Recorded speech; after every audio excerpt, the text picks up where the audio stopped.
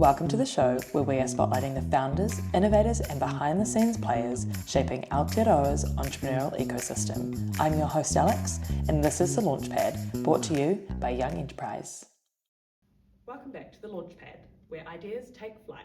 Today, we're joined by environmentalist and biochemist Brianne West, the powerhouse entrepreneur behind Ethique, the world's first zero-waste beauty brand, and founder of her latest venture, Incrediballs, the revolutionary plastic-free drink concentrate.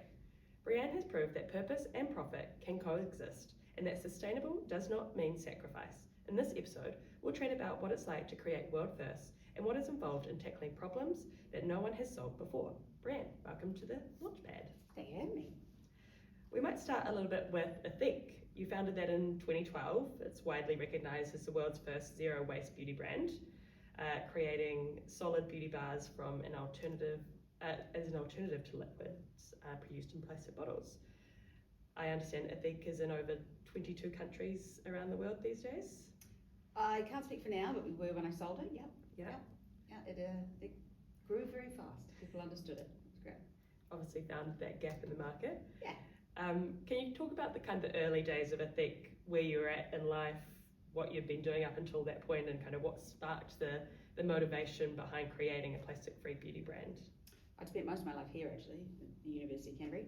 I was maybe a year into a biochem degree and liking it, but not sure what I wanted to do with my life, because I didn't want to be in a lab. I'm not a very good scientist in the whole very precise, very ordered, methodical ADHD, right? So I don't think that way. And I wasn't sure I love science because ultimately it's about understanding the world we live in, and it's just fascinating. Everything is so interesting. But I wasn't sure how to move that into a business. And then I started a sort of a lotions and potions company, I think the day I moved to Christchurch, about 19 years old. And it was fun, and it taught me a lot, and it did do well, but it wasn't very big. And I sold it. I'd started a fudge company at a similar time, a spoonable fudge company, and that was fun, taught me a lot.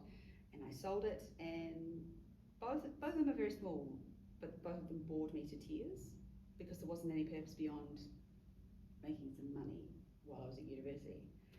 So Ethique came about because I've always been an environmentalist. I've been obsessed with animals my entire life, and protecting their planet, protecting where they live kind of goes hand in hand with loving them, right?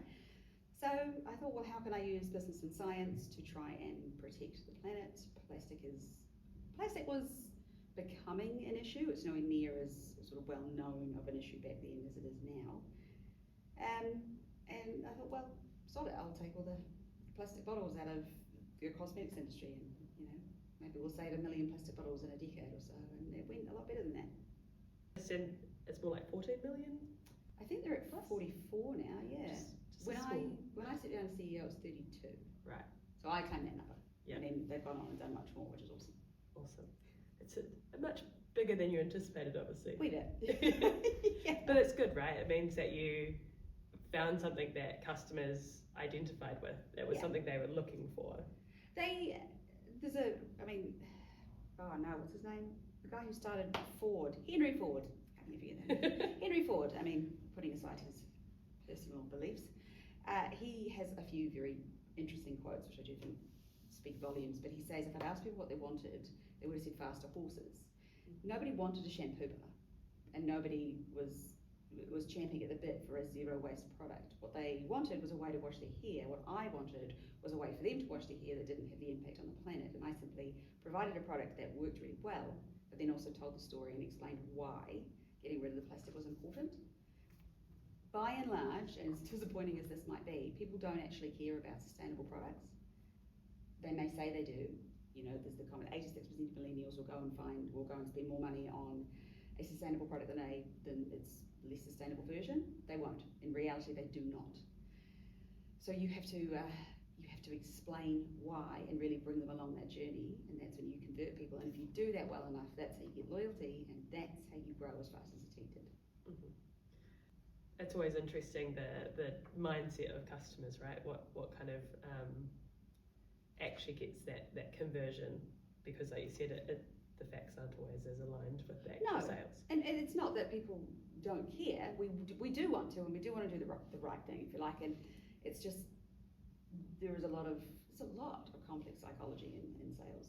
It's quite interesting, actually. Sometimes it comes down to money as well, right? Totally. Especially in a cost of living crisis like we have currently. Yes. I mean, you grew pretty quickly, and I'm sure that comes with its own hurdles and kind of stumbling blocks. What were some of the bigger hurdles that you encountered when founding kind of up against traditional beauty industry products? Well, the product itself was a nightmare. Well, it was. We've solved a lot of the problems. When we were scaling, so we moved from my kitchen to a very small lab and then into a larger custom-built lab that we built. But we outgrew that in 6 months. It was supposed to last us 5 years. So we had to move into a contract manufacturer in Auckland, and it took about 18 months of figuring out how to move these things from batches of like maybe 200 kg to 2 ton. That was not easy. We were out of stock of most things up and down for about 18 months, which was not easy. Retailers don't like that, customers don't like it, a lot of complaints. But we just tried to be honest with people and said, look, this is what we're trying to do, this is how we're going to save the world, bear with us, save the world, a little overstated. That was probably one of the biggest, was scaling manufacture. But there was all sorts of little ones. Staff are hard. I have had the most amazing team, but I think this one thing to watch out for, and this I probably will always fall for, is a good CV or seemingly wonderful experience, but in the wrong environment. So at one point, we put in quite a few positions, sort of leadership positions, of people who had been high up in corporates. Best of intentions, they were there for the right reasons, but they didn't have the right skill set. They didn't understand the constraints of a startup. So finding a team who has a true understanding of what that environment is like, which is very different. We don't have a legal team. I remember an email from one of them on the first day, and they said, I don't have the email for the legal department. Could you forward this to them for me? Oh, please. We don't have one of those. I understand that as a charity. Trust me, we wear many hats. It's helpful for skill building or something. Means we're versatile. Yeah. I mean, how did you get customers to kind of, obviously you grew, what do you think was the magic to getting them to be selling out your products so quickly? We were very specific about who we were targeting initially. It was all about the environmental benefit of the product initially. Right, so you're targeting that very small percentage of people who will buy a product because of its own environmental credentials, and that's relatively easy to do because I'm one of those people. So I tried to reflect into our marketing what I cared about, and that works for a short period of time because that amount of people are not very big. But because the product was so good, they told their friends who were slightly less environmentally aware, and a big part of our growth initially was word of mouth. We then capitalised on that in PR, and I will die on this hill. The PR is worth more than social media if you do it right. Very few companies do it right. It's very hard to get a PR company that truly understands what you need and is very strategic about it. But when you do, magic. But it's all about telling the story, talking about the journey, being transparent. It's all the stuff you hear all the time, but very few companies actually do very well. The younger generation does it far better because it is about the journey. And even my business partner is a little bit uncomfortable with how honest I am about building Incrediballs, for example, and says, oh no, we need to put up this perfectly polished looking front. No, you don't. You want to take people along, I keep saying the word journey. You want to take people along with you so that they feel that they're part of something. I still talk all the time to people who built Ethique with me from the very, very first day, largely, who were part of our equity crowdfunding shareholding. They felt like they were part of it, and they're already part of Incrediballs. You've got to build a community, and a lot of businesses just don't take the time to do that because it takes a lot of time. Yeah, awesome. Was there ever a point, that you thought maybe this was too ambitious? You kind of talked a little bit about it was quite hard getting your formula right, maybe? Was there ever? Oh, honestly, I thought about quitting, and not an exaggeration, at least once a day for years. But I'm an emotional person, but briefly. So something would happen, I don't know. I remember getting a rejection email from a buyer who said something along the lines of, good luck building a product market for a product like this, which is quite mean. I thought unnecessarily so. Just, no, it's not the fit for us, would have been fine. And that shook me for a couple of hours. And then I thought, well, I'll show you. And a year later, we were their second best-selling brand, just saying. So I would just get over it quite quickly. And that is really easy to say. It's a hard skill to learn. And the only way you build that level of persistence and resilience, which is the number one marker of a successful entrepreneur versus a less successful one, the only way you do that is through experience and overcoming little challenges and almost reflecting back on those things you've overcome to remind yourself, actually, I can do things that are hard. And now I look back at the things I was in floods of tears over. I look back at them and think, what an overreaction, you idiot. It's amazing what we can, there is a solution to every problem. It just might not look like it, and it might be really hard to do, but there is always one. And you need to allow yourself to have an emotional reaction. That's fine, but just don't let it go on for longer than a day, as much as possible.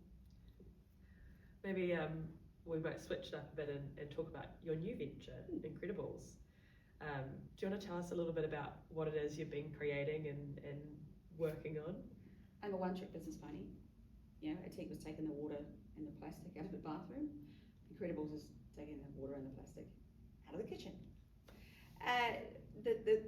The plan is, or the theory is, so I could add a couple of Incrediballs to that glass of water, and you'd have a glass of Coke or a pear flavoured cordial or those sorts of things, right? But none of the plastic waste, none of the excess water that's been shipped around the world.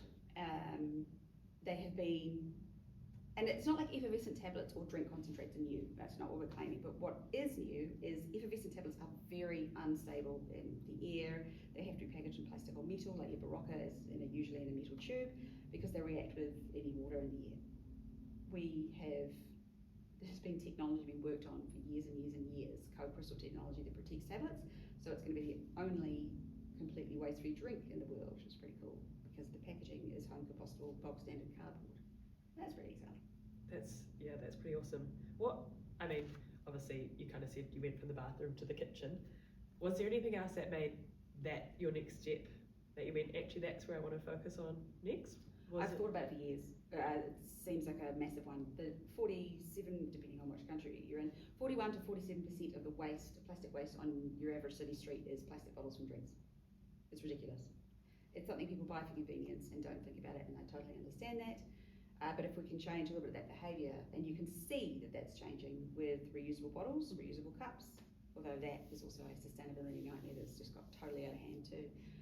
But if you can, those people who are using those reusable bottles, how can we then sort of make that experience, take that experience to the next level, as it were? Or the people buying 6-packs to have at home of whatever, how can we get rid of those cans?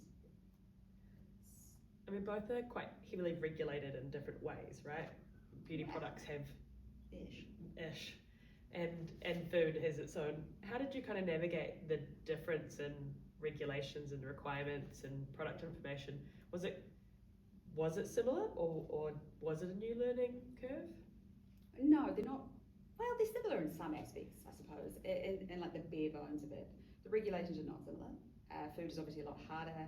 If you move into supplements or supplemented food in New Zealand, Australia, that becomes quite a bit different as well. But I'd say food is more complicated. So I did try and learn as much and understand it as much myself, because when it comes to formulation, it makes it easier if you know what you can and can't add immediately.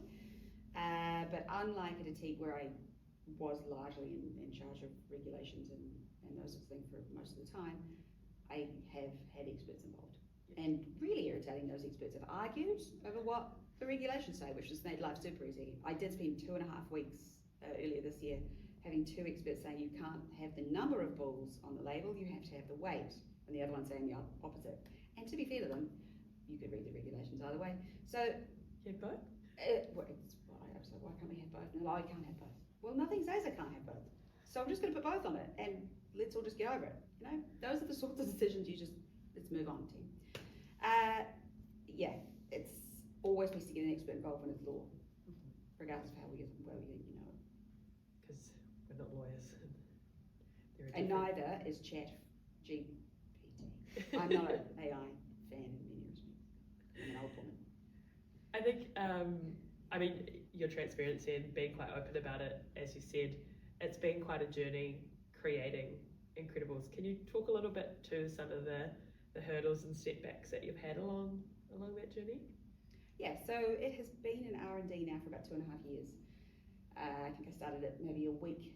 I stepped down as CEO of Ethique, went and had a week in the rainforest because it is the very weirdest feeling, giving up your baby, if you like. Very strange, took a while. Saw a snake though, so it made up for it because, anyway, get distracted. And I'd always been thinking about concentrated drinks for a long time because it made all the sense in the world to me. And I think we got back that day. I'd already done like a little bit of research, just quietly looking at a few things out there. Cracked straight into it. And that's how long it's taken. We're not even launching until February next year because it has been a nightmare. We almost launched in July. The product arrived here and it was wrecked. See, it's all well and good having compostable packaging, but it is, of course, slightly more susceptible to rain. Unfortunately, the people, when it landed in Auckland, I don't know if you remember, there was a big rainstorm in Auckland, June, July-ish, and they had 3 months worth of rain in 2 or 3 days. It landed then, and they were left on the apron, and water got in and bugged the whole lot of them. So that was fun because I literally the day before we were due to launch, I had to send out this big email to all of those people who've been so excited and say, hey, so we're not launching tomorrow because this is a total cock up, and really sorry, but it is what it is. And because I've been so honest and transparent and like person-y as opposed to a corporate, people are, that really sucks, I'm really sorry, but we'll be here when it does launch. So that helped. Setting up things so that you can overcome those hurdles throughout is really useful. And again, being transparent and honest about things has benefits in the future. Yeah, that would be the biggest one. But R&D's been a lot harder, packaging's been a lot harder. A lot of people keep saying, oh, this isn't possible. It totally is, they just don't want to try hard. You've got to really push people to do something different. And because I'm naturally quite unreasonable and naggy, that works in my favour. But if you want to do something new and really try and solve a problem, you do have to be prepared to be naggy, for lack of a better term. Just keep finding a new way to get around something. Yeah, there is always a solution. It's about, it's just not, as you said earlier, it's maybe not how we imagined it either. And sometimes we can get stuck in the confines of our own kind of four walls thinking, but it doesn't fit inside that box. So. Yeah, and often someone will suggest something, you're like, oh no, that we're all guilty of that, right? We all do it. Absolutely, all the time. We are all more closed-minded than we think, and another key to success is trying to be open-minded and try and get rid of your perspective, which is hard. Do you think sometimes, I think you mentioned earlier ADHD, do you think your neurodivergency ever helps with that thinking outside the box? Yes, because I don't think I could think inside the box if I tried, which is it's also very irritating, but it does have advantages that I will think through a million different things and consider things from a different angle that I think I would do if I didn't think like that. I don't know, right? I don't know what it's like. I don't know what it's like to think like no, and it is interesting when you hear people talk about like they don't just lie there at night and just think about a million different things. Like, what? We have What these conversations do? in our office all the time, It's weird. and we learn that we are all very different. Like, Yes. do you imagine when someone talks about an apple, what happens inside your head, right? When I found out that people had either a visual thing or the narrator thing, I don't know if I have it or not because I don't know what that's like. So I assume I don't know. You know what? Thinking is wild. Thinking about thinking is wild. It's very confusing. Do philosophy is very interesting, complicated. What was I saying? Yes, I do think it's helpful. It's very unhelpful for things like exams, as we were saying earlier, right? But it is very helpful for overcoming problems because I do think we think about things and go about things in a different way. Mm. So if you are neurodivergent in some respect, you definitely have some strengths, but you will absolutely have some weaknesses. And with everything in business, just as long as you balance out, if you really know yourself, and knowing yourself is 7/8 of the world, right?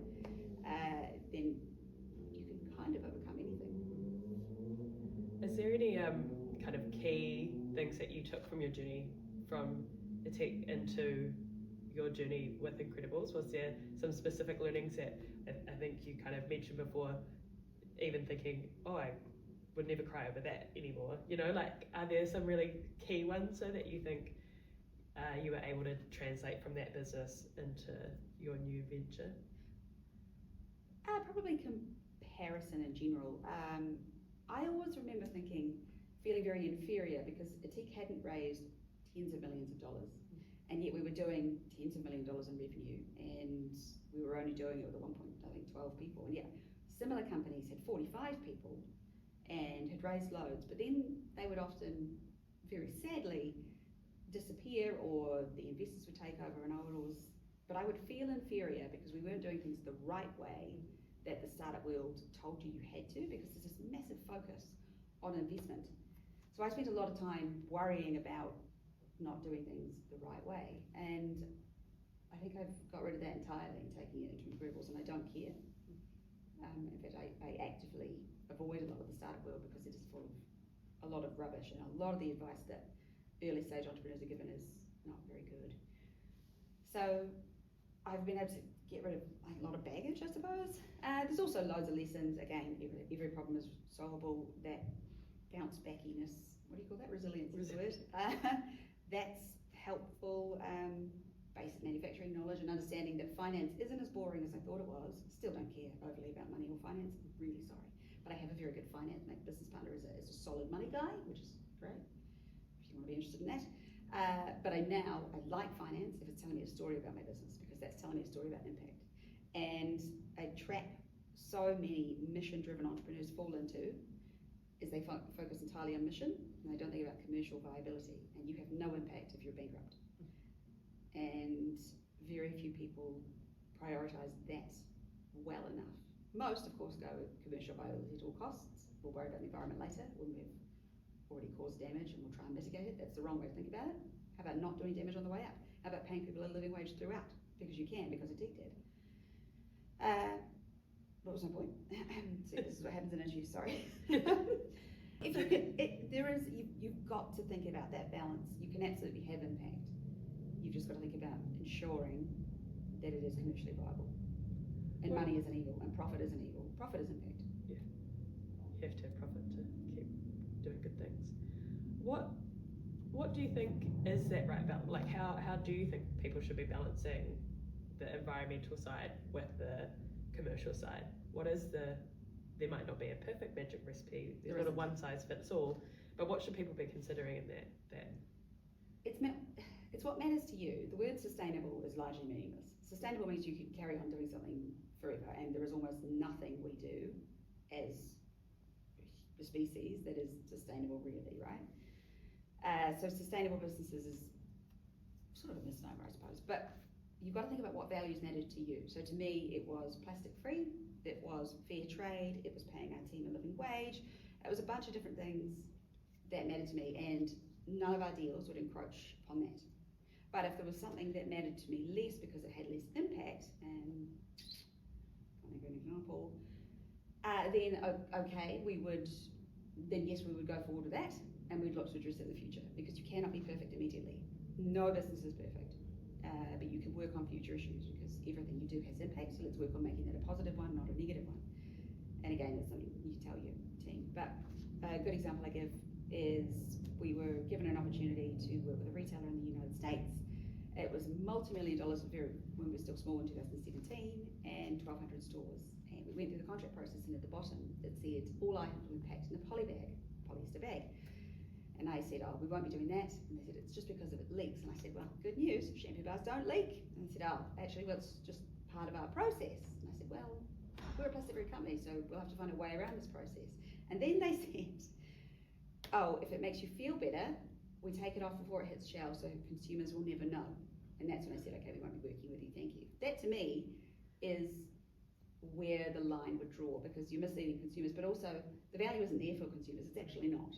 Right? A lot of companies squish a mission in to sell more product, and that's obvious. If you were doing something for the right reasons, if you've created a business because you actually care about the problem you're trying to solve, then that answer is a lot easier in your own mind, and you won't need guidance if it helps. Yep. I I think you touched on it a bit before, but what do you think early stage founders need to know? What is the advice you would give them? No one person has all the answers. You are capable of more than you think you are, but don't get cocky, because some people go too far the other way, of course. But you are capable of more than you think you are. Balance profit and purpose, but have a purpose. Just making money is a very difficult way to grow a business, because money is nowhere near enough a motivator with some of the harshest moments in your life. Nor does it motivate your team. Businesses with a purpose, a real social purpose or environmental purpose, they have vastly better stats when it comes to things like growth and loyalty in their customers and lower turnover in teams. So it's not only the right thing to do for people on planet, it's also the right thing to do for the business a lot of the time. And also just give it a crack. I know a lot of people are frightened of failure. I am lucky, I've never really cared about failure, although I care more about failure with Incrediballs than I did Ethique, because people have been like, oh, you've done this before, you can totally do this again.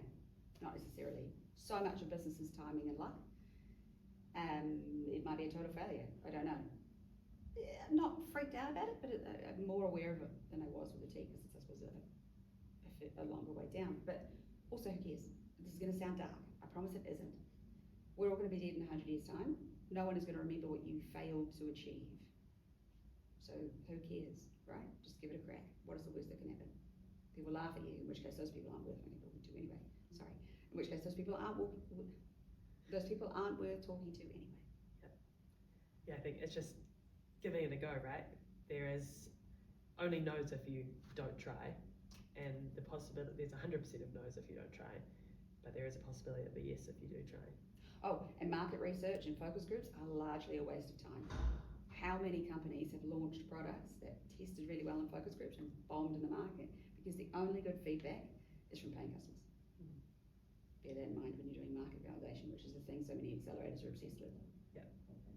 What would be your best way of getting, for obviously behind what we do is a whole bunch of young entrepreneurs who are going out and trying to seek validation. Mindful, they're 16, 17.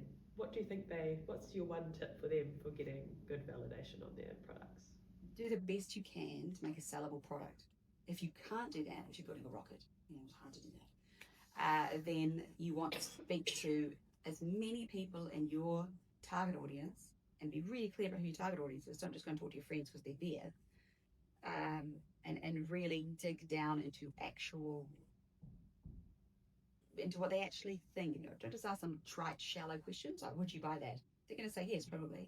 Or they're going to say no. Why are they saying those things? You want to understand the reasoning behind that, but you want to make sure the people you're talking to are the people you think are going to be your audience. You might find out they're not your audience later, but it's no good asking your parents what they think.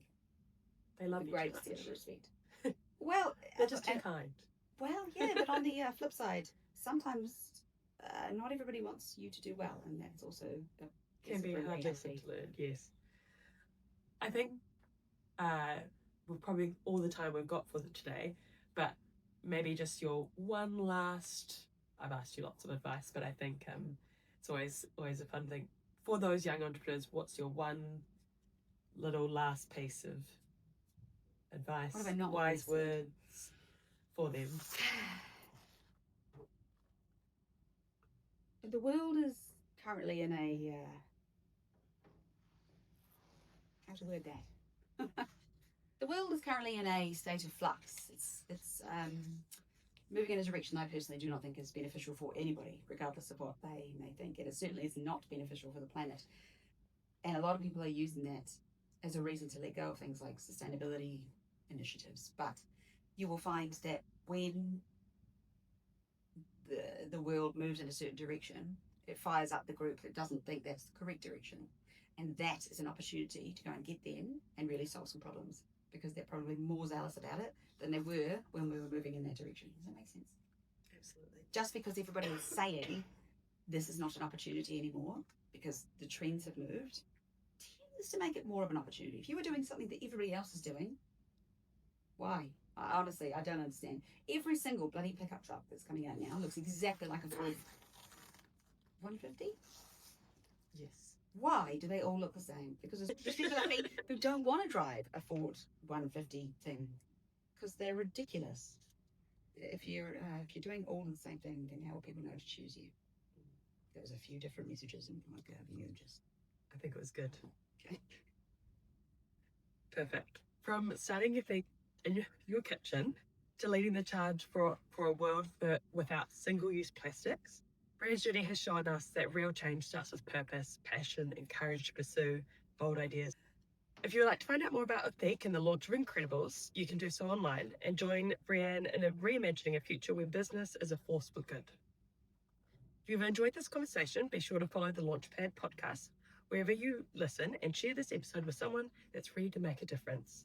Thanks for tuning in, and we'll see you next time with another founder who's redesigning what is possible right here on the Launchpad.